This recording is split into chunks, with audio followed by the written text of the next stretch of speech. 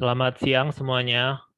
Selamat datang di Sigmatech Webinar Day volume 2 hari Sabtu tanggal 26 Juni 2021.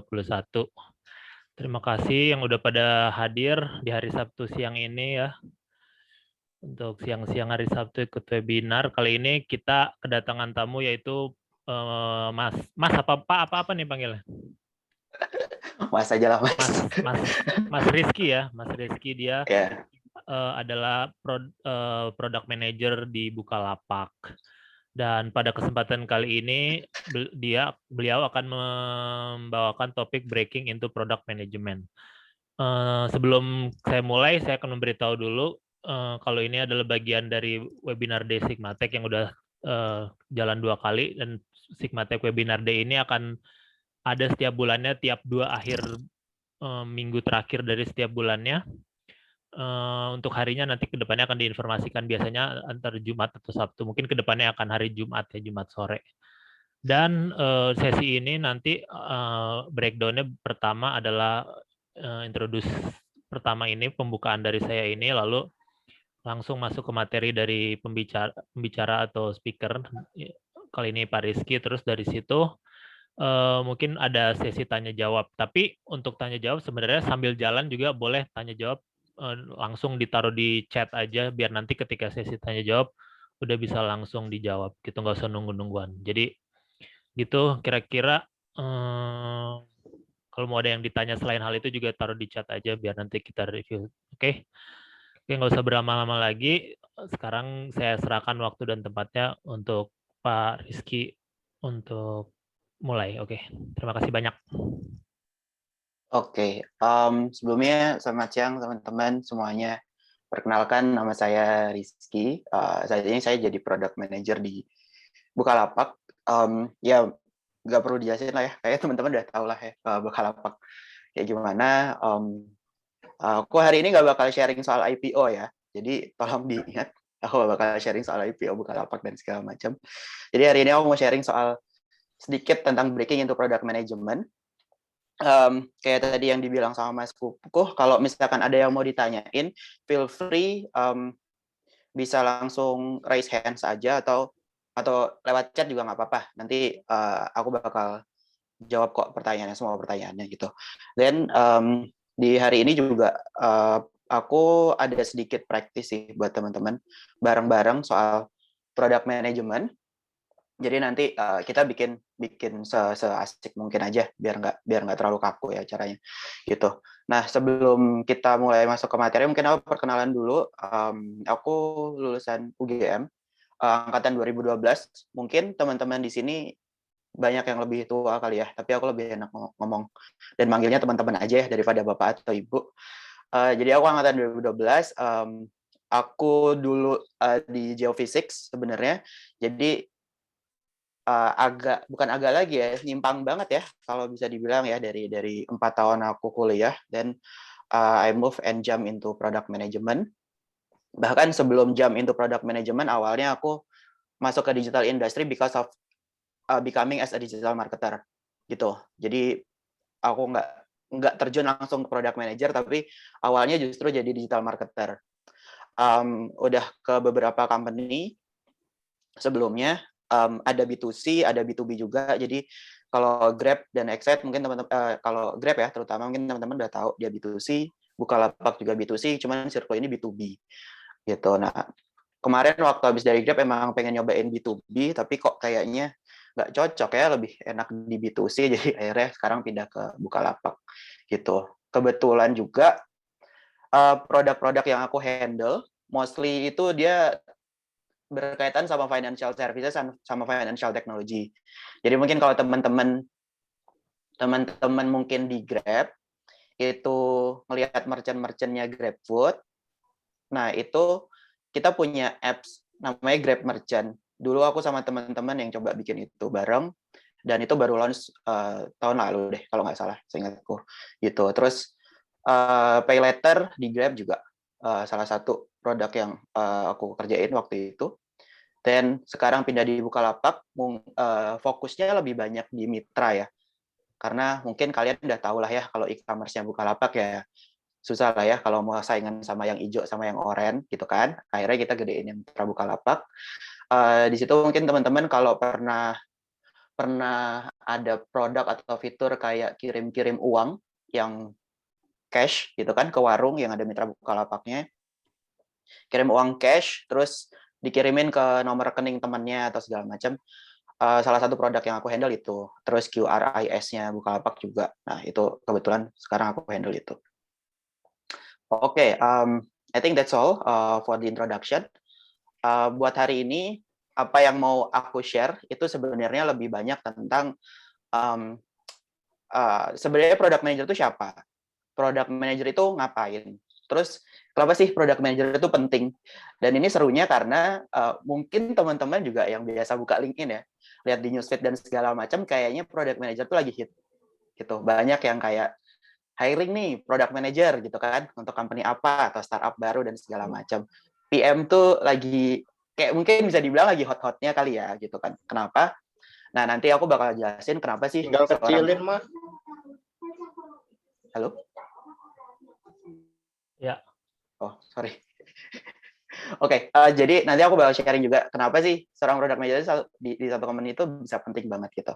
Dan sebenarnya PM tuh ngapain gitu. Nah, jadi di konteks ini aku bakal ngomong soal PM, tapi please in mind bahwa PM di sini product manager bukan project manager. Karena product manager dan project manager itu beda. Gitu. I will tell you about the difference between product and project manager setelah ini ya gitu. Nah, mungkin teman-teman sering dengar atau mungkin yang kemarin pengen cari tahu product manager itu apa dan product manager itu siapa atau ngapain, itu mungkin sering banget atau ngelihat di Google tuh pasti dapat image inilah, pasti lihat gambar ini, ya nggak? Product manager tuh di tengah-tengah sini gitu kan, katanya sih ya di tengah-tengah sini gitu kan. Dia definisi secara paling sederhananya dari product manager adalah dia yang jadi hub antara tim UX designer, tim tech, dan tim bisnis gitu. Kenapa sih dia ada di tengah-tengah ini gitu kan? Karena kalau kita lihat sebenarnya stakeholder ini dia ngehandle concern mereka tuh beda-beda gitu. UX designer dia concernnya adalah lebih ke user, ya kan? Tim tech itu concernnya lebih ke codingannya, ya nggak? Ngedevelop produknya. Mereka kan developernya, gitu kan. Sementara tim bisnis, ya udah dia concernnya adalah bisnis dari company-nya, gitu kan. Nah, tim product manager adalah orang yang bisa mengkomunikasikan itu, gitu loh. Yang bisa ngumpulin itu, terus bikin satu produk yang bisa mengakomodir dari ketiga hal itu. Bisa secara user dia juga bagus untuk user gitu kan, user friendly, terus dipakai juga gampang, komunikasi di dalam produknya juga oke, flow untuk menggunakan produknya juga gampang. Nah, terus product manager juga harus ngerti bahwa ketika kita mau ngedevelop si produk itu sesuai dengan desain yang dibikinin sama tim UX, itu juga harus visible. Artinya kalau bikin ya jangan bikin yang effortnya gede banget gitu kan, terlalu gede gitu kan, gede banget sampai kayak kalau mau bikin kayak gini harus nunggu sampai setahun 2 tahun baru kelar gitu kan, itu kan nggak visible kan. Terus misalkan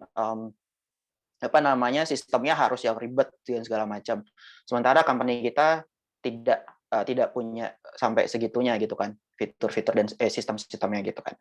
Dan seorang product manager juga harus bisa akomodir dari sisi bisnis. Nah, ini adalah cara paling simpel untuk mendefinisikan seorang product manager. But actually what we are doing is not as simple as this. Gitu. Sebenarnya kita nggak cuman ini doang gitu. Sebenarnya mungkin kalau teman-teman pernah dengar, product manager itu sering dibilang kayak mini CEO. Jadi CEO sebenarnya dia mini CEO dalam artian dia CEO dari produk yang dia punya atau yang dia manage. Gitu kan.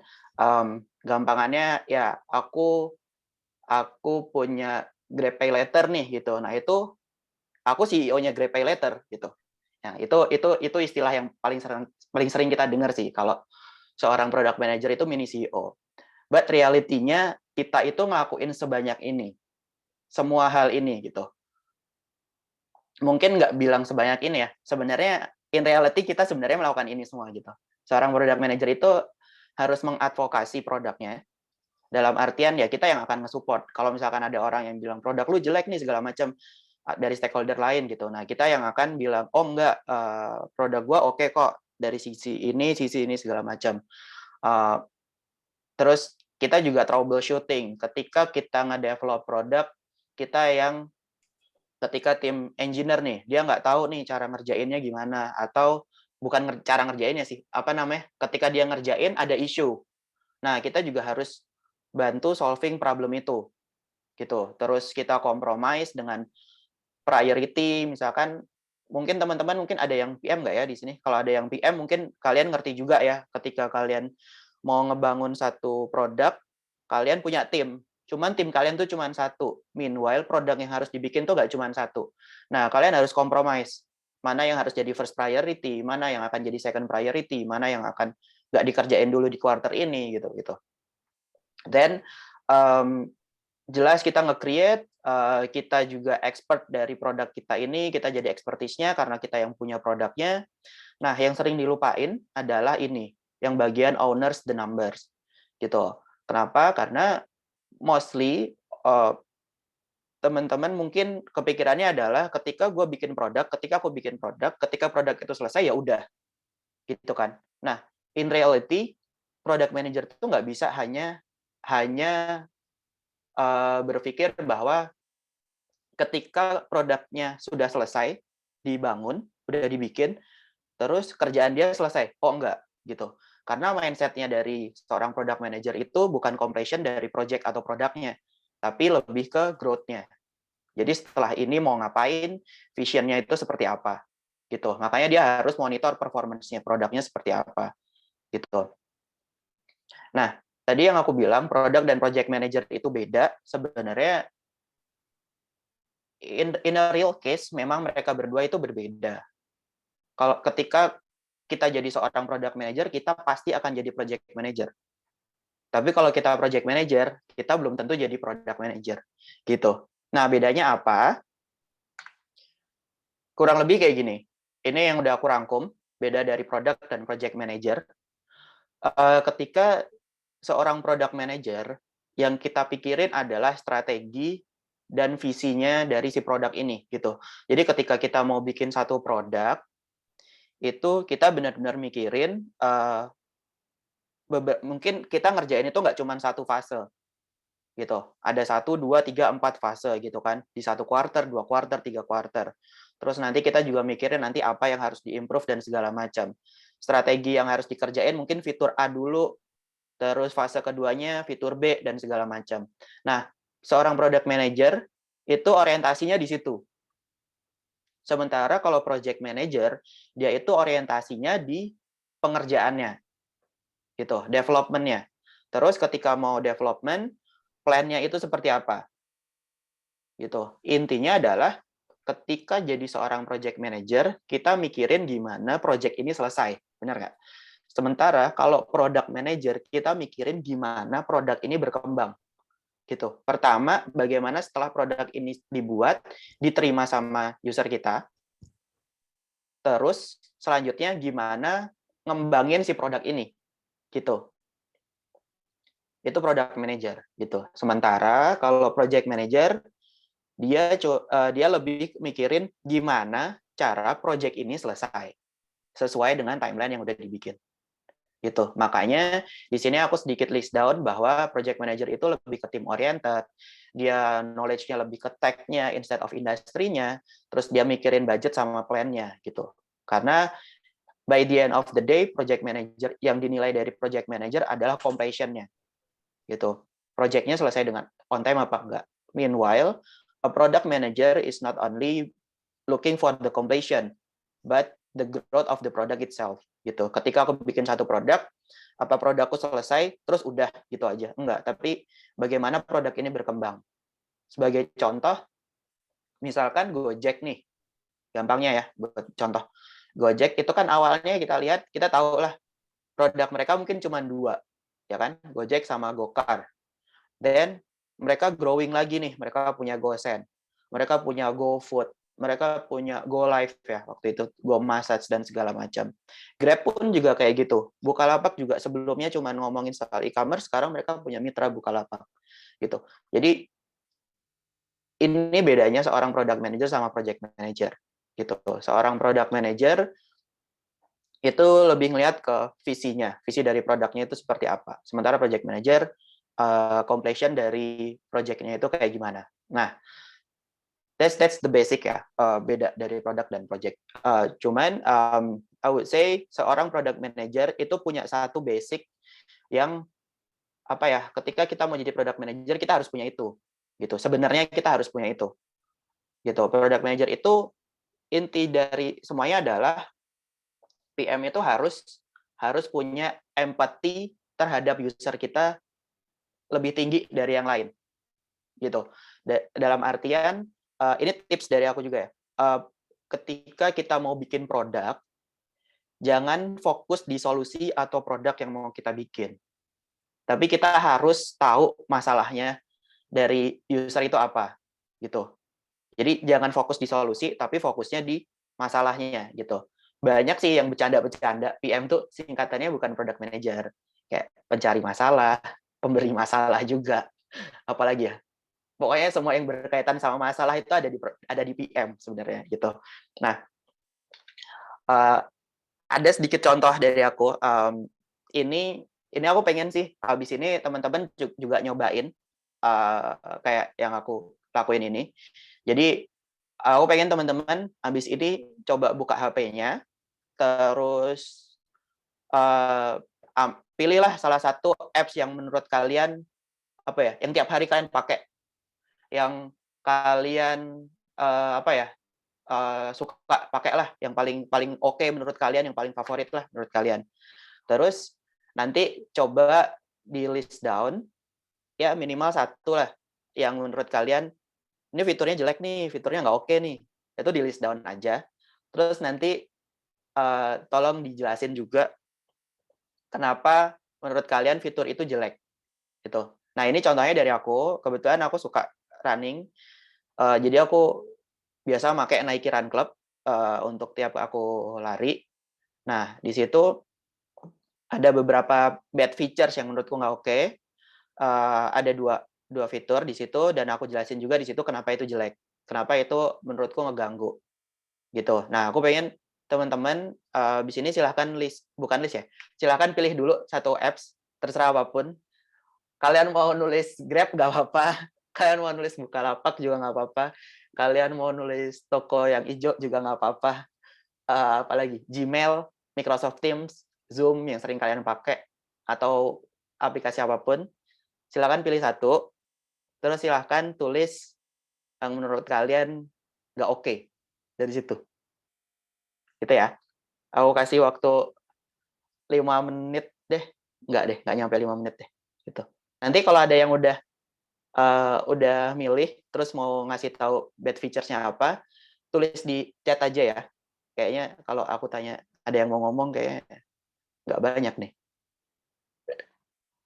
Oke ya, jadi silahkan teman-teman tulis saja favorite apps-nya apa, terus di list bad features-nya apa, tulis di chat aja. Aku pengen tahu sebelum kita jam ke topik yang lain ya. Oke.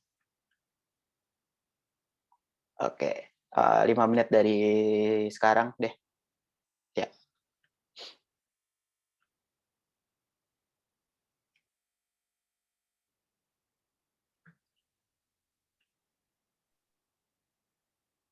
Kalau udah ada yang nulis di chat, mau sambil dibahas atau dikumpulin dulu aja?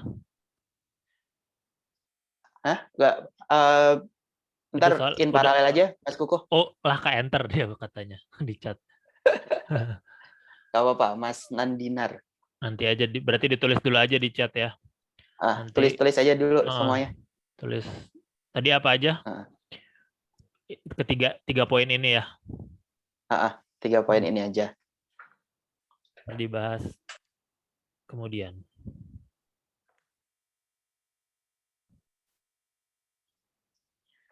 apps Gojek. Oke.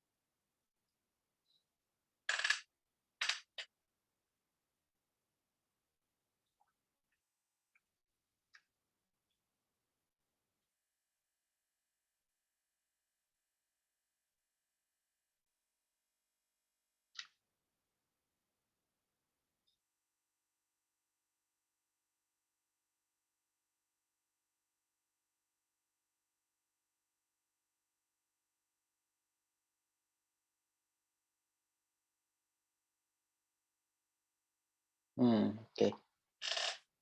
Nice. Oke, udah mulai pada nulis ya? Nice.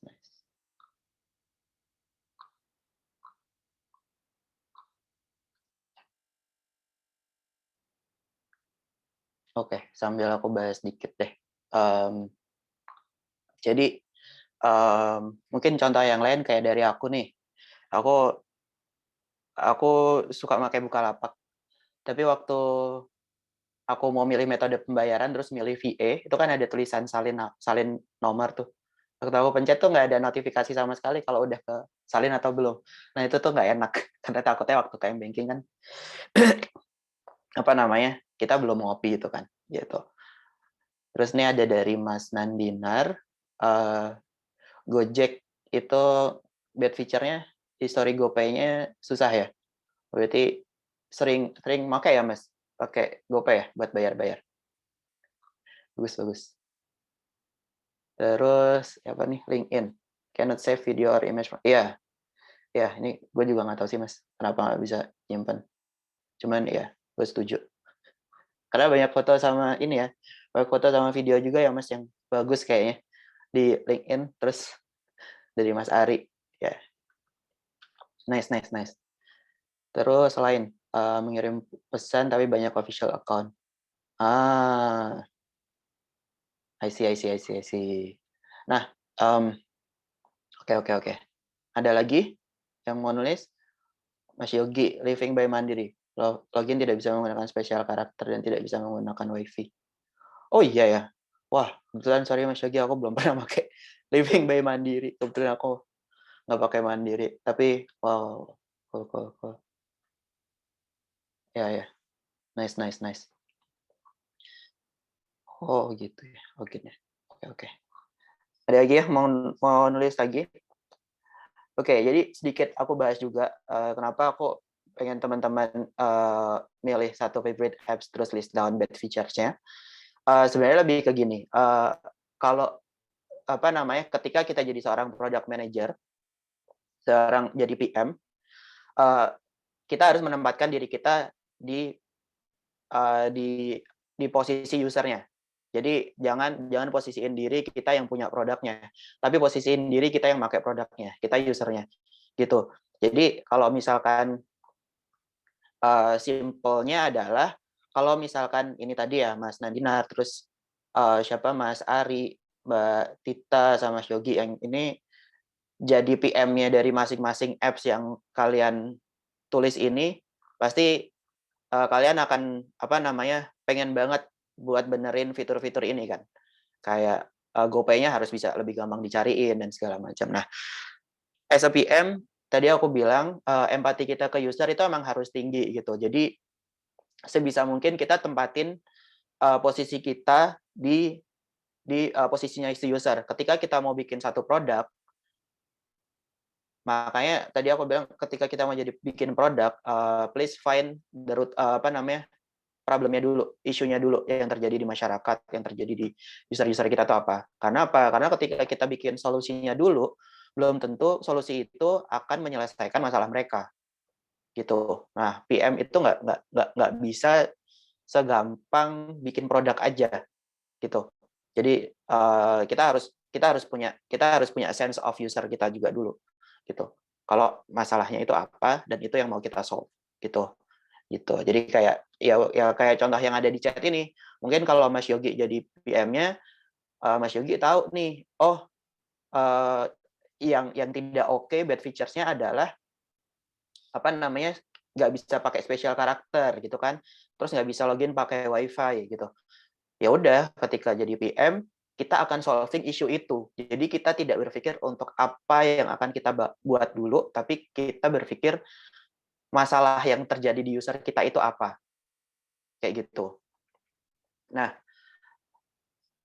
that's why kenapa sih seorang product manager sekarang itu penting ya di satu company, karena ketika company pengen berkembang, ya secara gampang dia harus memastikan bahwa produknya itu berkembang gitu. Dia harus bisa memastikan bahwa produk ini punya satu visi yang jelas gitu. Jadi in this case ya seorang product manager itu bakal ngedrive visi dari si produk ini. Dia akan growing sampai mana? Dia mau dikembangin tuh ke arah mana? Nah, itu tugas-tugas seorang PM gitu, dan itu kenapa PM itu penting di satu company. Then seorang PM juga akan assessing marketnya gitu. Ketika kita melihat bahwa user kita itu sasaran user kita tuh sudah tepat, market kita tuh sudah pas gitu kan. Tapi ternyata produk strateginya tidak oke gitu. Ya udah, kita harus refining gitu. Seorang product manager harus peka terhadap produk gua nih kok yang make dikit sih gitu kan. Kita harus peka apa sih yang harus kita rubah gitu kan. Kita nggak harus constantly mikirin soal fitur baru apa gitu. Tapi ketika kita melihat apa namanya produk kita sudah ada di pasar, produk kita sudah dipakai oleh user, tapi kok yang make masih dikit gitu kan, masih belum berkembang, kita harus mikirin itu dulu gitu. Instead of mikirin soal fitur apa lagi nih, fitur apa lagi nih, fitur apa lagi nih. Nah, itu makanya kita harus assessing market terus gitu. Apa yang lagi dibutuhin sama pasar dan segala macam. Dan yang terakhir adalah kita harus bisa nge-deliver satu produk. Jadi ini ada istilah namanya product market fit. Product market fit itu di mana produk kita itu bisa sesuai dengan kebutuhan dari pasar. Nah, untuk menentukan itu ya kayak yang teman-teman tadi lakuin. Jadi kalian harus tahu masalahnya dulu. Baru nanti kalian tahu produk apa yang akan kalian deliver. Nah, seorang product manager itu akan responsible dengan 3 hal ini. Makanya aku bilang seorang product manager itu sangat penting ya di satu company ya, gitu. Ini bukan karena aku PM, tapi memang PM itu responsible dengan ini, dan gampangnya adalah ketika produknya berkembang, company-nya pasti berkembang, gitu. I can guarantee that. Gitu. Nah, ini satu quotes aja sih dari seorang VP produknya LinkedIn. Katanya sih great product manager itu harus punya brain of an engineer, heart of a designer, sama speech of a diplomat gitu. Jadi brain and engineer itu lebih ke kita mikirin apakah produk ini visible atau tidak untuk dikerjakan gitu kan. Terus kita harus punya empati terhadap user kayak yang tadi aku bilang. Terus speech of a diplomat ini karena kita harus komunikasi dengan banyak orang gitu. Kita harus align dengan apa yang mau kita kerjakan dengan banyak orang gitu. Jadi kalau misalkan kita nggak bisa mengkomunikasikan itu, kita pasti akan di-challenge terus-terusan gitu. Nah, selanjutnya aku mau share dikit juga soal sebenarnya dari tadi kan aku ngomongin soal basic-nya PM tuh harus punya ini, basic-nya PM tuh harus kayak gini, kenapa PM tuh penting dan segala macam. Nah, mungkin teman-teman wondering juga sebenarnya ketika mungkin ada teman-teman yang pengen jadi PM ya. Ketika aku jadi product manager nanti, sebenarnya aku bakal ngapain? Nah, sebenarnya ada lima hal ya yang akan dilakuin ketika kamu jadi product manager nantinya, atau yang teman-teman lihat PM tuh sekarang ngapain sih, kok jadwal meetingnya kayaknya penuh banget gitu kan, sehari bisa dari jam 9 sampai jam 6 sore meeting terus gitu. Nah, sebenarnya PM itu punya banyak hal yang harus dilakuin. Yang pertama adalah discover the user need, karena ini paling penting. Jadi kita harus tahu kebutuhan dari user itu apa. Caranya gimana? Caranya pertama kita bisa lah PM kayak aku nih, mungkin teman-teman PM yang lain juga dia cukup sering ya dapat komplain gitu kan, misalkan kayak ini mungkin tadi PM-nya Living by Mandiri juga banyak dikomplain tuh gara-gara loginnya nggak bisa pakai special karakter. Nah, PM-nya dengerin itu, dia dengar banyak komplain gitu kan. Terus dia dengar feedback, dapat ide dari stakeholders yang lain, dia dapat opini dari orang lain, dia conducting research gitu kan. Terus dia conducting survei tentang produk dia sekarang itu udah bagus apa belum dan segala macam. Atau baca-baca komen di Instagram gitu kan, kalau misalkan wah Living by Mandiri ini nggak bisa connect wifi nih sekarang apa segala macam. Nah, dari situ kita bisa discovering needs-nya. Nah, itu yang dilakuin sama PM. Kita harus bisa identifying apa namanya kebutuhan dari user-user kita gitu. Nah, itu yang kita lakuin gitu. Nah, salah satunya nanti ketika kita sudah bisa discovering needs-nya dari user, yang kita lakuin adalah yang paling bawah nih, kita coba untuk bikin prototipe-nya gitu. Misalkan kita mau bikin apa ya, aplikasi video online gitu kan, Zoom gitu kan. Nah, terus kita coba nih bikin desainnya, terus kita liatin ke beberapa user, mereka bisa nggak pakai itu gitu kan. Misalkan wording-wording yang ada di tombol-tombolnya itu udah oke apa belum gitu kan, mereka ngerti apa enggak gitu. Nah, itu kita akan apa namanya coba validasi. Terus akhirnya dari semua yang kita lakuin ini kita bisa discovering sebenarnya kebutuhan mereka itu seperti apa gitu.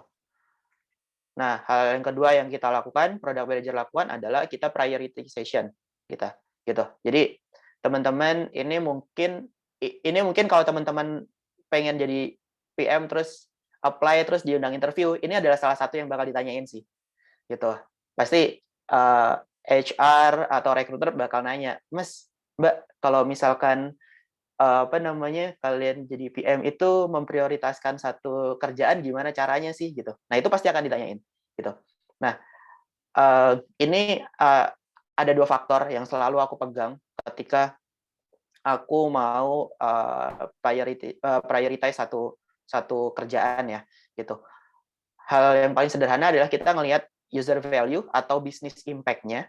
Yang kedua adalah kita lihat dari effort-nya gitu. Jadi kalau kita lihat di bagian yang kanan nih, grafik yang kanan, cara kita memprioritaskan satu hal untuk dikerjakan atau tidak adalah kita lihat dulu dari user value-nya. Kita lihat dulu dari business impact-nya gitu. Misalnya tim bisnis bilang, Mas Rizky mau dong dibikinin fitur A gitu. Terus kita tanya, ini business impact-nya berapa? Kita bisa dapat revenue berapa gede? Atau misalkan ini bisa motong cost berapa banyak gitu. Nah, dari mereka ternyata ngasihnya cuma dikit nih. Terus waktu kita lihat, tanyain ke engineer kita ngobrol, ternyata ngerjain itu tuh susah banget gitu kan, bisa take sampai 4 sampai 6 bulan gitu. Meanwhile selama 4 sampai 6 bulan kan kita ada cost yang kita keluarin ya. Nah, kalau revenue yang nantinya didapetin itu tidak sesignifikan itu, ya means itu nggak worth dong kita kerjain. As simple as that gitu. Jadi prioritization kita sebenarnya sesederhana itu. Kita comparing aja antara business impact yang akan kita dapat, terus di-compare sama effort-nya gitu. Pertama ngobrol sama tim bisnis, tanya impact-nya seberapa gede gitu. Misalkan, "Oh, Mas, ini kalau lu kerjain ini, gue bisa nih kasih revenue 1M gitu, 1 bulan." Oke, 1M. Terus kita tanya ke engineer. Oh, ke engineer ternyata dia butuh waktu 6 bulan. Cukup lama kan, 6 bulan gitu kan. Nah, kita yang akan mikir, ada nggak yang prioritas yang lebih kecil-kecil yang bisa, tapi impact-nya nggak jauh beda gitu. Nah, itu nanti kita bisa prioritasin di awal gitu.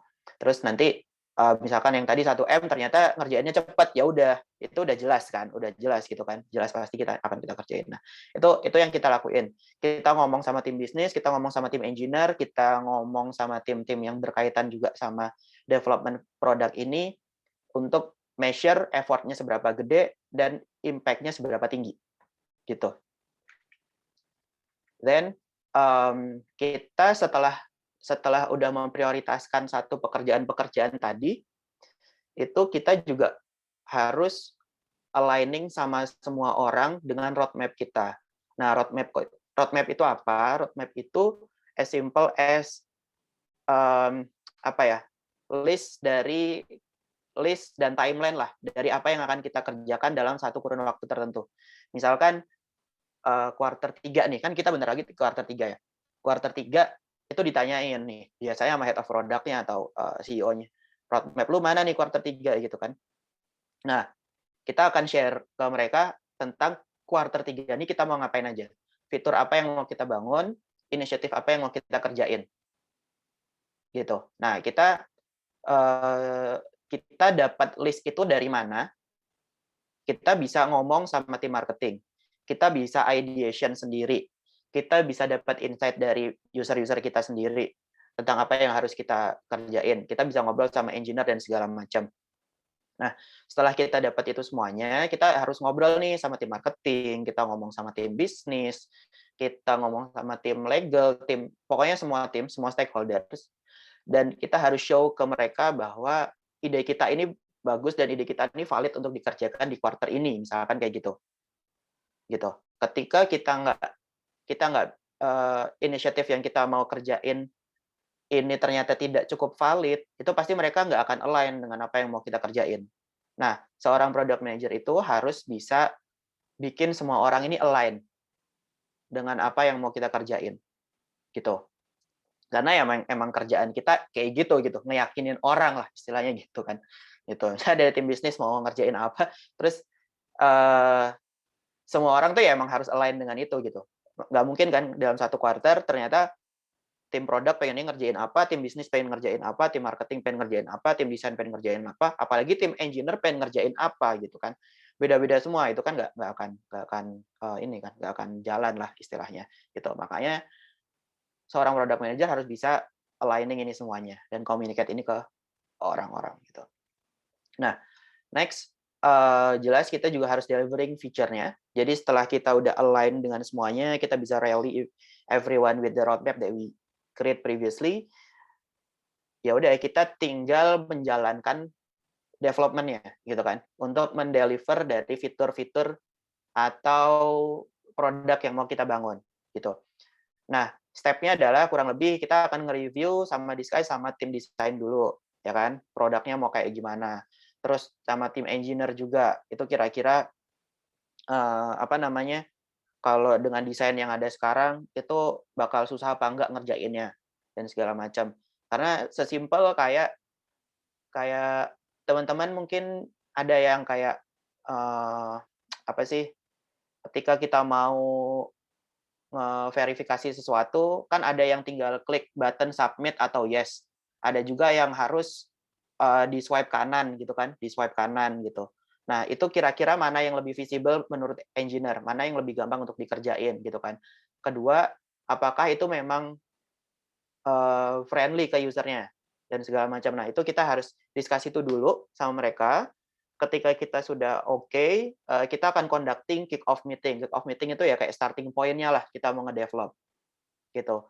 Nah, ketika tim developer lagi ngerjain itu, nah kita bisa tuh ngobrol sama tim marketing, tim bisnis, tim legal tentang go to market strateginya seperti apa.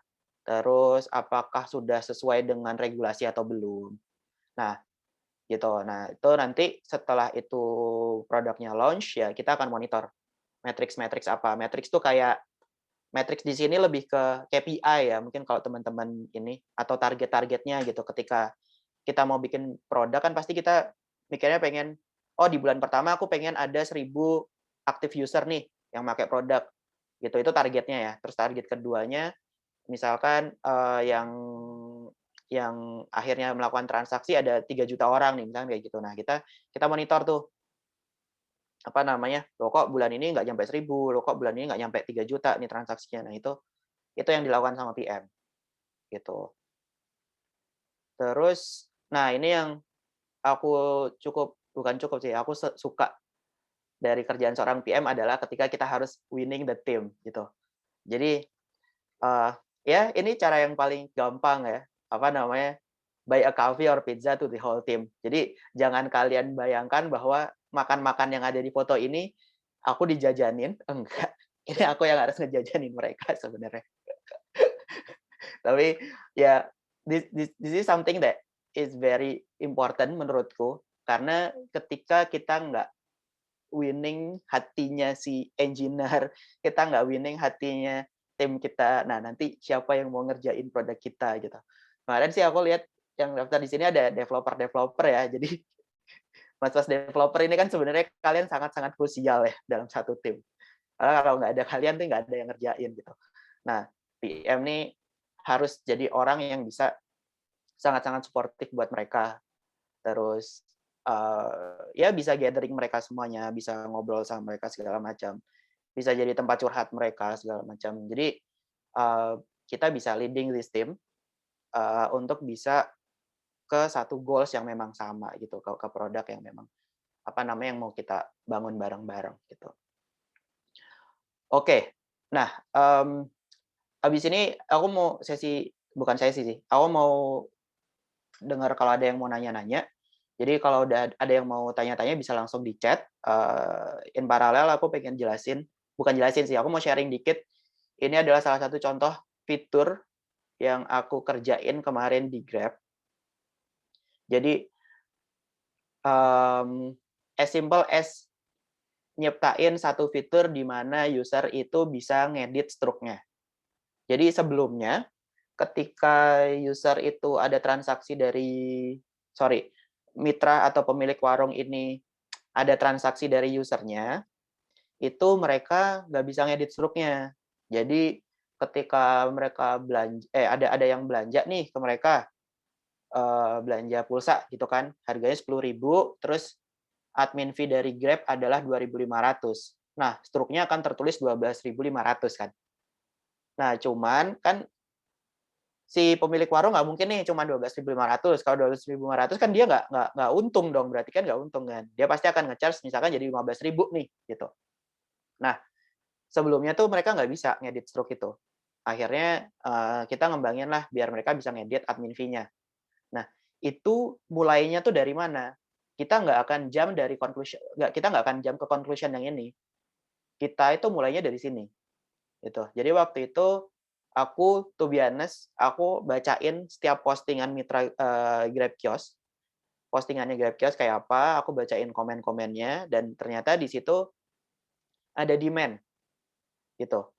Ada demand dari user-user kita, dari pemilik warung bahwa mereka pengen biaya admin itu bisa diedit. Karena ketika nyetak struk, biar usernya itu tahu, oh iya bener nih, ternyata admin fee-nya 5.000. Oh bener nih, admin fee-nya 8.000. Gitu. Nah, setelah aku dapat demand yang kayak gini, gitu kan, kita dapat komen, dapat opini, dan segala macam, kita akhirnya bikin asumsi kan. aku bikin asumsi bahwa oke kita harus bikin satu fitur di mana kita bisa, eee, ngedit struknya, terutama di bagian admin fee-nya aja gitu. Then aku ngobrol nih sama tim research untuk memvalidasi ideku tadi gitu kan, gitu. Nah akhirnya kita ngelakuin research. Research ini belum tentu kita harus datang ke satu-satu ya, teman-teman bisa juga kayak conducting survey aja, kayak kirim, apa sih, Google Form dan segala macam, terus nanti kalian bisa dapat insight kan dari situ. Nah, ini adalah contoh, apa ya, istilahnya, nyari demand atau kebutuhan dari user, gitu. Kita discover needs-nya tuh kayak apa, gitu kan. Terus kita validasi apakah memang iya, user-nya yang butuh tuh segitu banyak. Apakah iya memang itu yang dibutuhin sama user, gitu. Akhirnya kita conducting research, then, setelah kita semua agree dan oke dengan itu, then we develop this feature, gitu. Nah, setelah ini ini karena waktunya juga tinggal dikit ya sebenarnya. Jadi setelah ini aku pengen ada satu practice bentar, nggak practice sih, aku pengen, sama teman-teman pengen ngerjain something bareng setelah ini, gitu. Cuman kalau ada yang mau tanya, boleh langsung tanya di chat ya, soalnya takutnya entar nggak sempet sesinya,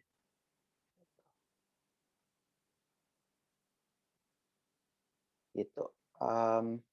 Ada yang mau nanya dulu? Kalau nggak ada, aku lanjutin ke practice. Nanyanya seputar yang tadi udah diinin ya, atau mau nanya praktisnya ini? Yang sebelumnya aja. Oke. Jadi kita Jadi kerjain bareng aja. ini mau dikerjain bareng sambil kalau boleh ada yang mau nanya tentang tadi apa yang udah dijelaskan, silakan di chat ya. Atau kalau emang maunya nanya langsung juga boleh, jarang-jarang kan yang ada yang mau nanya langsung. Apa Hmm. namanya, dari tampilin video sekalian gitu ya. Kayak di seminar beneran. Jadi silakan kalau mau ada yang tanya sambil mungkin dijelaskan juga ya ini maksud praktisnya apa gitu ya. Oke, oke, oke. Oke. Oke, in paralel kalau kalian ada yang mau nanya, bisa tanya di chat. Jadi ini praktisnya adalah, the way of thinking kita as a product manager itu kayak gimana sih, gitu loh. Idenya tuh di situ. Jadi idenya, pertanyaannya adalah aku pengen, katakanlah aku CEO nih, aku CEO, aku pengen bikin satu produk, aku pengen jualan makanan kucing tapi yang halal di Jakarta, gitu. Katakanlah kalian teman-teman ini, kalian ada konsultan nih, kalian konsultan. Nah, kira-kira, ketika aku datang, "Mas nih, Mas siapa?" Misalkan Mas Yogi gitu kan, atau Mbak Tita, "Aku mau nanya dong, aku mau bikin makanan kucing nih, aku mau jualan makanan kucing nih, tapi halal di Jakarta. Kira-kira menurut Mbak sama Mas, itu bagus apa enggak ya?" Gitu. Nah, kalian sebagai product manager, eee, atau konsultannya ini, kalian akan jawab apa? Gitu. Jadi ini praktisnya, latihan kita, yang ini sih, gitu. Ada yang bisa ada yang mau berpendapat mungkin? Kalau ada yang mau berpendapat, bisa, chat aja nggak apa-apa deh, via chat juga nggak apa-apa. Jadi, ini lebih ke apa ya, the way of thinking kita sih. Ketika ada satu masalah seperti itu, approach-nya itu harus seperti apa, gitu. Jadi, agak susah kalau kita langsung sebenarnya menurutku agak susah kalau kita langsung jump in ke conclusion. Kayak, "Oh bagus Pak, kalau mau jualan makanan kucing di Jakarta, eee, kayaknya laku kok," gitu. Nah, cuman gimana cara kita validasi itu? Gimana gimana kalian meyakinkan ke CEO bahwa itu memang bagus, gitu loh, jualan makanan kucing di Jakarta tuh memang oke, gitu. Nah, ini sebenarnya pertanyaan-pertanyaan ini, itu adalah pertanyaan, salah satu challenge sih, product challenge ketika kalian misalkan interview di satu company as a product manager. Ini nggak semua company akan ngasih challenge ini, tapi ini adalah salah satu contoh challenge yang paling sering keluar, gitu. Ada yang mau berpendapat mungkin kira-kira kalau aku mau jualan makanan kucing di Jakarta, kayak gimana? Bakal oke apa enggak?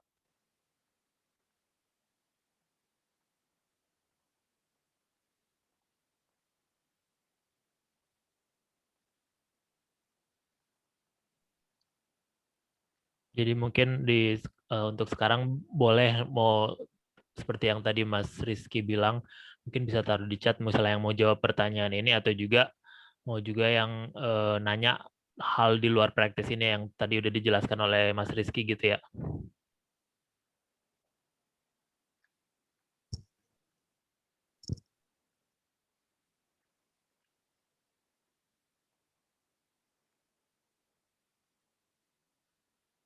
Oke, paling ini ya, kita akan mulai kalau misalkan ada pertanyaan kayak gitu, kita akan mulai dari contoh yang tadi aku udah sempat share sebelumnya. Kita counting demand-nya dulu, kita cek demand dan market-nya dulu gitu. Makanya di sini aku bilang kira-kira berapa banyak kucing yang ada di Jakarta. Nah, berapa banyak kucing yang ada di Jakarta pun kita nggak harus tahu exactly gitu. Kita bisa nge-count-nya tuh nggak harus kayak kita cari di internet langsung berapa jumlah banyak kucing, berapa banyak kucing yang ada di Jakarta, nggak. Approach-nya bisa macam-macam. Setiap product manager approach-nya macam-macam. Jadi analisisnya itu beda-beda. Nah, kita bisa sebenarnya mulai dari kayak jumlah jumlah apa ya, jumlah warga yang ada di Jakarta ada berapa, atau kita mulai dari jumlah warga yang ada di Jakarta Pusat itu ada berapa orang. Terus, oh ini ada Mbak Tita nih, asik nih. Mungkin sebelumnya kita udah research, hasil hasil research ini ternyata makanan kucing yang halal. Oh, oke.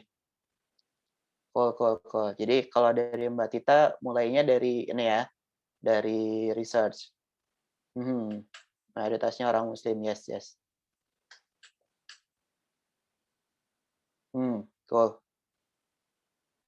cool, gitu. Nah, kalau kayak yang dicontohin Mbak Tita, berarti dia langsung, ini, dia udah tahu segmented user-nya itu yang seperti apa. Kita udah tahu nih market-nya kayak gimana, ya kan, kalau dari Mbak Tita gitu kan, gitu. Nah itu keren banget sih, itu hal yang seru sebenarnya gitu, dan itu yang harus kita lakuin sih sebenarnya gitu. Sebagai product manager kalian akan ngelakuin itu. Dan ada Mbak siapa nih, Mbak Hadisti gitu, survei jumlah orang yang memiliki kucing, cool.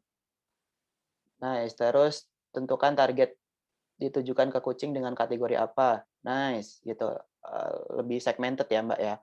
Terus, ya kita lihat kompetitor, ya terus pemasaran yang dilakukan dengan eye catching dengan konten. Nice nice nice nice. Nah, itu juga satu cara dari Mbak Hadisti.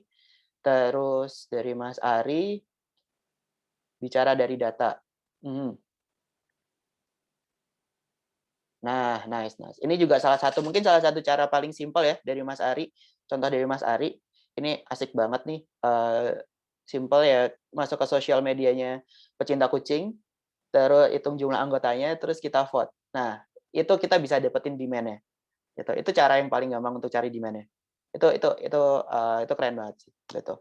Terus tadi dari Mbak Hadisti juga keren banget sih udah ini, apa namanya, udah langsung ke arah bikin survei. Jadi, poinnya adalah benar, kita harus, mulai dari data. Dan bagaimana cara kita mendapatkan data itu, bagaimana kita mendiscover needs dari user dan demand itu adalah dengan banyak hal, gitu kan. Dan salah satunya adalah survei dan research. Kayak yang teman-teman ini udah sempat sharing ya, yang tadi Mbak Tita, Mbak Disti, sama Mas Ari. Nah, itu adalah cara paling gampang kita bisa dapat data, gitu kan. Nah, itu way of thinking, seorang product manager itu harus dimulai dari situ. Karena kita nggak bisa, bilang secara kualitatif, tapi kita harus bisa measure itu secara kuantitatif.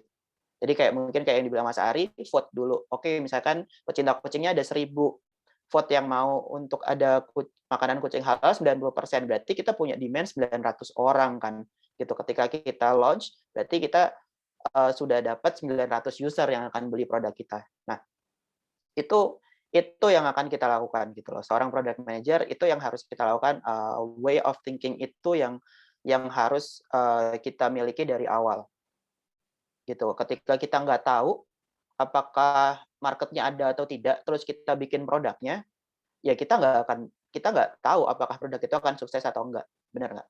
Nah, karena itu kan kita nggak bisa ya meyakinkan orang bahwa, kita kerjain ini yuk, gitu.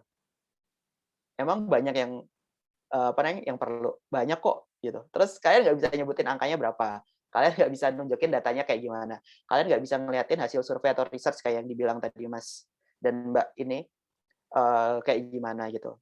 Nah terus, nanti ketika produknya akhirnya dibikin, kalian nggak akan bisa measure apakah produk ini sukses atau tidak, gitu. Karena tidak ada data yang menunjukkan bahwa produk ini sukses kok, gitu.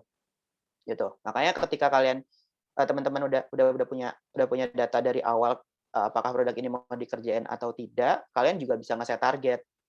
Dan nanti dari target yang udah kita buat, matrix atau KPI yang ada, yang udah kita kerjain sebelumnya, itu yang akan jadi tolak ukur, apakah produk kita ini sukses atau tidak, gitu. Oke, ada yang mau nanya dulu mungkin sebelum masuk ke tips dari aku? Mungkin lanjut dulu aja nanti di akhir setelah penjelasan ini. Oh, Oh, boleh boleh boleh. Nah ini aku ada sih secuil, ini dikit aja sih sebenarnya dari aku, ini product development life cycle, seorang PM harus harus ngerti soal ini, gitu. Jadi kalau teman-teman ada yang mau jadi product manager, please jangan sampai yang kayak gini, dilupain. Pasti kalian akan ditanyain ketika kalian mau bikin produk itu step-stepnya kayak gimana, gitu. Nah ini yang seorang product manager itu lakuin. Dan kenapa namanya cycle? Bukan end to end, bukan end proses doang, gitu kan. Mungkin bentuknya kayak step dari kiri sampai kanan doang, enggak. Tapi kenapa ini cycle? Karena dia akan terus-menerus, kayak yang kau bilang, continuity, gitu. Kita akan mulainya dari sini, requirement gathering, gitu kan. Kayak tadi, discovering needs. Terus, tadi yang udah teman-teman bilang, research. Yes, exactly. Kita lihat demand-nya, kita lihat, apa namanya, targeting-nya. Tadi ada siapa tadi Mbak, ini yang udah targeting segmennya. Terus kita doing interview, research, dan segala macam. Then setelah kita udah oke semuanya, kita prototype gitu kan. Kita bikin, sizing effort-nya juga kira-kira seperti apa. Terus termasuk di prototyping ini salah satu hal yang pasti akan dikerjakan seorang product manager adalah membuat product requirement document atau PRD. PRD itu apa? PRD adalah isinya tuh spek, tapi secara detail. Gitu. Spek yang benar-benar secara detail, PRD itu, isinya apa aja gitu ya. Mungkin nanti kalau misalkan ada sesi lain, aku mungkin akan ngomongin lebih advance ya di situ. Cuman, buat saat ini teman-teman harus tahu bahwa seorang PM itu pasti akan bikin produk spek, gitu. Nanti setelah produk speknya udah ada, kita akan mulai review produknya itu seperti apa, terus kita akan langsung ke development. Setelah development selesai, kita akan testing. Sebelum kita naikin ke production atau apa ya istilahnya live lah, live produknya live gitu kan, gitu. Nah, deployment itu adalah launching produknya, gitu. Sebelumnya biasanya ada pre-launch meeting. Nah, pre-launch meeting itu sebenarnya biasanya ini nih, jadi satu nih, training and sales support. Jadi, kita kan punya produk nih, produk kita tuh pasti nggak mungkin perfect 100%, ya nggak? Nanti kan mungkin ada komplain dari user dan segala macam, atau mungkin tim-tim yang lain tuh nggak benar-benar kenal dan ngerti produk kita seperti apa. Nah, seorang product manager, kita harus komunikasiin itu ke stakeholder yang lain, ke tim bisnisnya, ke tim customer support, ke tim IT help desk, dan tim-tim yang lain gitu loh. Jadi ketika ada komplain dan, atau misalkan, atau mungkin di sini ada yang mungkin jadi tim bisnis atau tim sales, ketika tim sales-nya mau ngejual produk, ya dia harus tahu dong produknya itu seperti apa. Nah ini product manager kalau bisa sebelum deployment atau sebelum launch, itu harus udah nge-training, tim support yang lain dulu gitu. Biar ketika itu launch, eee, ada komplain masuk atau misalkan ketika itu launch, itu tim sales juga bisa langsung jualan, kayak gitu. Nah, ini adalah product development cycle yang sangat general, semua company, semua PM, kurang lebih development cycle-nya akan kayak gini, kurang lebih gitu. Jadi kalau misalkan, eee, mungkin bedanya nggak akan banyak gitu, mungkin prototyping akan dijadiin satu sama research, gitu kan. mungkin development sama testing jadi satu, cuman kurang lebih urutannya akan seperti ini, gitu. Nah, mmm, mungkin ini sedikit tips dari aku, sebenarnya PM itu cocoknya buat orang-orang kayak apa, gitu. Kayak yang tadi aku bilang karena PM itu bakal komunikasi dengan banyak orang, banyak banget stakeholders yang lain, mmm, jadi sebisa mungkin kalian adalah orang-orang yang memang yang suka ngomong sama banyak orang gitu kan, gitu. Eee, like to work closely with some person gitu kan, sama stakeholders gitu. Ngobrol, komunikasi sama mereka karena, ya tadi kayak aku bilang, mungkin seorang PM tuh bisa dari jam 9 pagi sampai jam 6 sore itu meeting terus, gitu. Terus mungkin nanti akan ada pertanyaan, "Mas, kalau misalkan dari pagi sampai sore meeting terus ngerjain kerjaan sendirinya kapan?" Nah, itu pintar-pintarnya kita manage, mana meeting yang perlu dikerjain, mana yang enggak, gitu. Dan biasanya sih nggak mungkin 1 minggu full akan kayak gitu. Nanti misalkan, oh yang ini bisa dikerjain di hari ini nih. Nah itu pintar-pintarnya seorang PM buat manage sih, gitu. Makanya if you are a well organized and well prepared person, I would say, kalian pasti sangat cocok dengan pekerjaan ini gitu. Karena kita butuh, seorang product manager itu butuh butuh butuh yang bisa well organized sama prepared gitu. Karena kalau enggak ya susah gitu kan, karena mau nge-develop produk aja kan tadi cycle-nya panjang, gitu. Nah, terus kalau kalian suka untuk solving issue, solving problems dari teman-teman yang lain, dari orang-orang di sekitar, kalian juga akan cocok jadi seorang PM, gitu. Terus kalian suka untuk influencing people, terus kalian suka untuk, apa ya, bikin satu produk yang memang bagus, kalian tertarik nih misalkan, "Ah, gue pengen bikin produk kayak gini gini," segala macam. Nah, itu kalau kalian punya interest ke situ, kalian cocok jadi PM, gitu gitu. Nah, then a little bit tips dari aku, kita responsible as a product manager, you are responsible for what and why, not the how. Karena how-nya itu adalah tim engineer. Jadi kalau ada teman-teman engineer di sini, you are the one who responsible for how we build the product, ya. Jadi kalau what dan why-nya itu responsibility-nya di kita, sementara kalau how itu responsibility di developer, gitu. Dan last one tips dari aku adalah fokus di problem-nya. Kayak multiple times aku pasti ngomong bahwa PM itu harus fokus di problem-nya, bukan di solusinya, gitu. Karena kita harus knowing problem-nya instead of knowing the solution. Solution itu bisa dari mana pun, tapi problem itu pasti dari user kita. Jadi kita harus tahu itu dulu, gitu. Oke, this is a summary.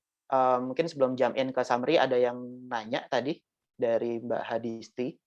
Oh, Mbak Disti panggilannya ya. Mungkin biar Oke. diberesin dulu aja kali,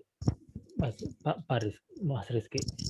Oh, mau diselesaikan dulu ya? Oke, Biar oke. biar langsung terus ke Oke. pertanyaan. Boleh.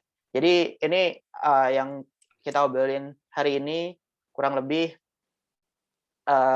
ini ya, seorang product manager itu someone yang akan jadi intersect dari tim bisnis, tim tech, dan tim user experience. Meaning tim tim yang customer facing lah gitu kan, lebih banyak gitu. Dan responsibility kita cukup banyak.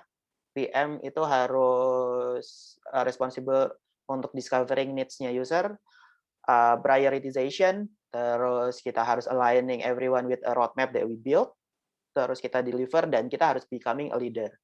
While, I'm pretty sure that most of product manager itu tidak ngelit, jadi engineer-nya atau developer-nya itu sebenarnya nggak direct report ke PM. Mereka kan direct report ke engineer manager atau developer manager, gitu. Tapi sebenarnya, PM itu harus bisa jadi leader di dalam squad itu atau di dalam tim itu, gitu.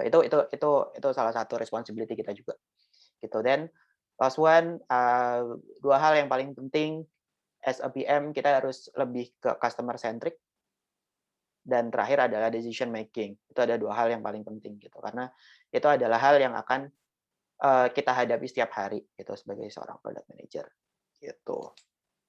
Oke. Oke. I think that's all, Mas Kuku. Oke, terima kasih banyak Mas Rizky atas presentasinya dan juga tadi ada sesi-sesi interaktif. Tadi saya udah tulis di chat, mungkin yang udah mau nanya silakan tulis di chat ya. Terus ini ada pertanyaan dari Mbak Adisti ya. Mungkin karena keterbatasan waktu pertanyaannya sekarang jadi cukup di sini aja satu kali ini aja. Misalnya nanti ada pertanyaan lanjutan ke Pak Rizky langsung, mungkin nanti bisa share emailnya ya atau bisa ditanyakan langsung. Jadi silakan Mas Rizky untuk merespon pertanyaan dari Mbak Adisti ya. Oke, dari Mbak Adisti, product manager itu nempel dengan divisi marketing kah, IT atau business development ya mayoritasnya. Oke, terus mayoritas background-nya apa? Oke, aku mau ini dulu jawab yang mayoritas background-nya apa ya Mbak Disti. Jadi mayoritas tuh nggak ada mayoritas Mbak, to be honest gitu. Karena aku di Grab sendiri ya Mbak, PM-nya tuh macam-macam. Ada yang aku lulusan geofisika, temanku ada yang lulusan farmasi, temanku ada yang lulusan ekonomi, temanku juga ada yang lulusan ilmu komputer. Gitu. Cuman memang akan lebih baik ketika background kita adalah either ekonomi manajemen kayak gitu atau ilmu komputer sebenarnya gitu. Walaupun itu sebenarnya sangat bisa dipelajari gitu. Aku juga mempelajari itu sendiri kok Mbak gitu kan. Otodidak, aku baca baca buku, aku ikut online course dan segala macam. Aku tanya sama head of produkku, aku ngobrol sama PM-PM yang lain dan aku bisa ngembangin itu dari situ gitu. Tanpa aku harus punya background di IT atau di ekonomi atau di bisnis, sorry gitu. Jadi kalau mayoritas background itu mungkin nggak ada yang mayoritas ya Mbak. Apapun, background apapun bisa selama teman-teman ini itu tadi memang kalian tertarik gitu loh. Kalian punya passion untuk solving problem-problemnya dari masyarakat lah, dari orang-orang di luar sana gitu. Kalau kalian punya passion di situ, just be a product manager karena itu akan sangat cocok buat kalian gitu.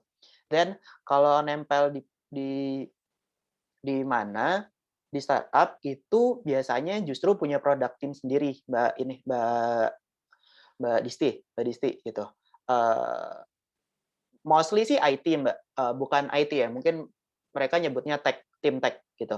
Kalau di startup itu namanya tim tech gitu. Nah di tim tech itu nanti akan dibagi, ada tim engineer sama tim product. Nah kalau yang tadi kayak UX designer dan segala macam itu biasanya jadi satu sama tim product gitu. Walaupun kalau yang udah gede-gede mungkin mereka punya sendiri-sendiri. Cuman sebenarnya tim product itu nggak nempel banget sama satu ini tertentu. Paling paling sering sih tech itu Mbak, tim tech itu sih sebenarnya. Gitu. Ini sebenarnya tadi ya jawabannya ya. Kira-kira Gitu Mbak ini semoga sebenarnya menjawab. Terima kasih. ya sebenarnya sih udah nggak ini lagi ya. Cuman apa mau dijawab secara singkat? Ini ada pertanyaan dari Mas Rahmat Agus. Oh, boleh.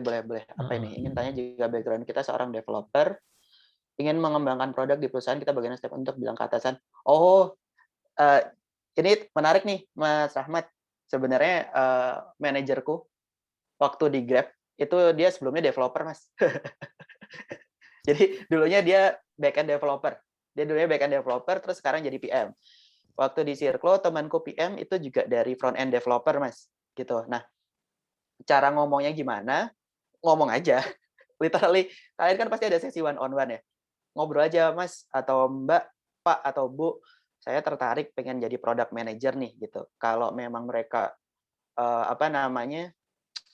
support, itu pasti akan dikasih tahu, oke, coba pelajari soal ini segala macam. Itu pasti akan disupport gitu. Tapi kalau enggak ya ya susah sih Mas kalau manajernya enggak oke. Cuman trust me, ketika kalian punya bukan inisiatif apa ya, punya keinginan untuk ke sana, jangan takut untuk ngomong itu ke atasan kalian gitu.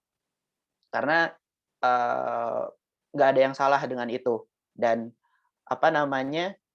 kayak yang tadi aku bilang, tunjukin bahwa teman-teman ini memang passionate ke situ.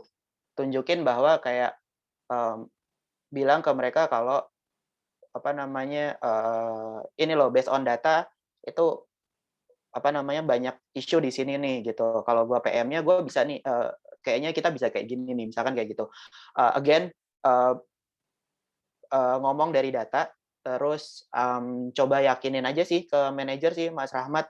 Aku gimana ya, waktu itu juga Pak Yudi waktu itu gimana ya Mas Kuko ya, aku nggak ngomong apa-apa. Dari digital marketer jadi PM waktu itu aku juga nggak ngomong apa-apa gitu. Cuman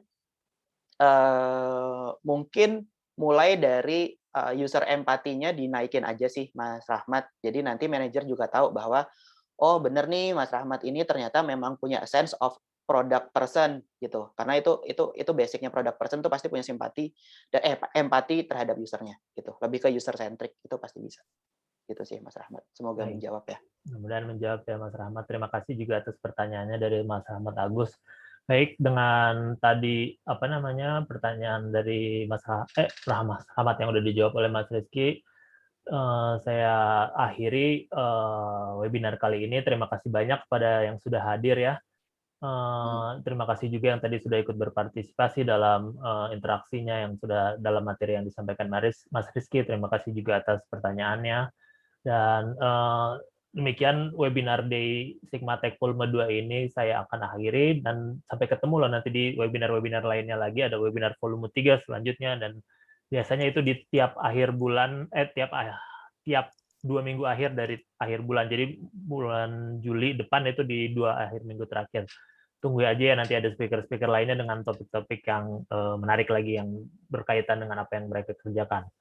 Untuk menutup ini, mari biasanya seperti biasa kita mungkin yang foto galeri itu juga kalau mau silakan nanya, tampilin kamera ini, share screen-nya dimatiin dulu Mas Rizky biar Oh bisa iya ya. muncul itu. Okay. Jadi mungkin kalau yang mau silakan tampilin ini biar nanti buat di saya apa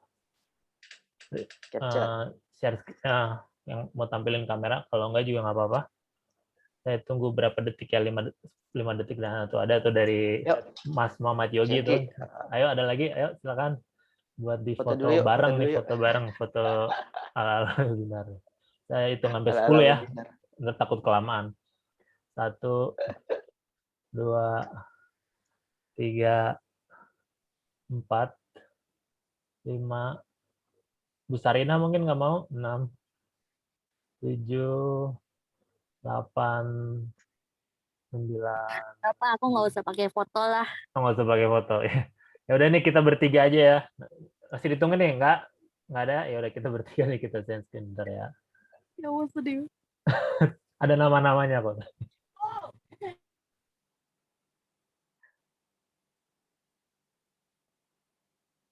Baik, terima kasih banyak ya. Pokoknya semuanya sehat-sehat selalu dan jaga kesehatan dan juga tetap protokol kesehatan juga. Oke, terima kasih semuanya. Boleh leave kok ya.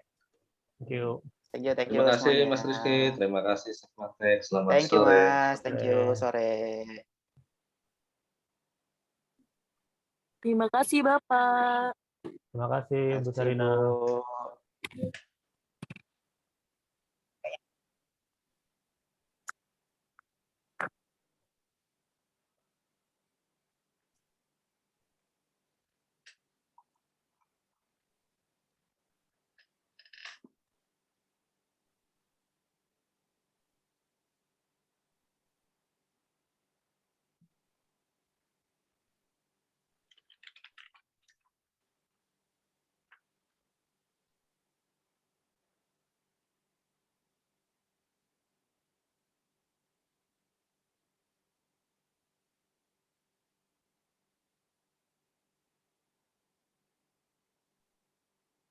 Dah, ada yang mau ditanya nggak? Apa? Enggak sih. Aku mau nanya apa? Paling ini kan kontraknya tadi juga harusnya sih idealnya sebelum mulai ya. Cuman kan karena kemarin mepet, jadi nanti kontraknya nyusul aja ya, nggak apa-apa ya.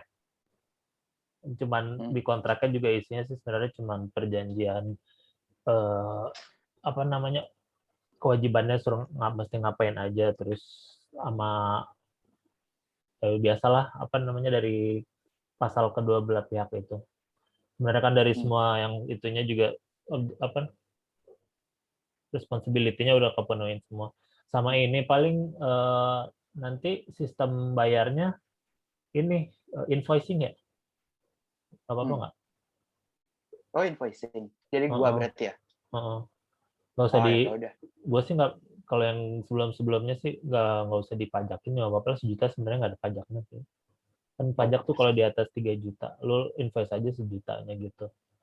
Gue Nggak, belum pernah bikin invoice-nya. Lu share yang kemarin dong. Ntar gue tinggal edit nama gue aja. sama semua kayak gitu. Ntar format invoice-nya ya nggak apa-apa sih. Ya udah ntar gua share ke lo ya. Ya, ntar gue ganti nama aja udah. Iya iya. Biar nggak ribet. Terus apa lagi ya? Ya itu sih paling nanti, biasanya sih kontraknya nanti ada kontrak asli juga ya. Nanti kayak dikirim balik doang gitu ya. Paling lu gosen atau apa kayak gitu. Ya udah. Ada lagi nggak? Ada. Gue ini dong bikin Apa? mau screenshot bawah gue ada monitornya ada. Materinya ada nggak? Tadi gue kelihatan kayak apa sih di tempat gue sih nggak kelihatan apa-apa. Materi Apanya doang. sih maksudnya? Oh, ada Nggak, lu sambil ngomong sambil ada materi gitu. Iya. Ada sih. Atau mau gue share videonya sekalian? Enggak. Ya Kegedean udah ya? boleh. Mau video nggak apa-apa. Nggak, mending lo yang nih kira-kira yang bagus kayak apa nih biar gue bisa share aja di linkin. Oh. Kan di linkin paling gambar doang kan? Iya, gambar doang, nggak usah video. Ntar gue ini aja lah dari video yang tadi kan otomatis recordingnya kerekam, terus gue ya gitu ya. Ini belum lo stop BTW recording. Oh iya.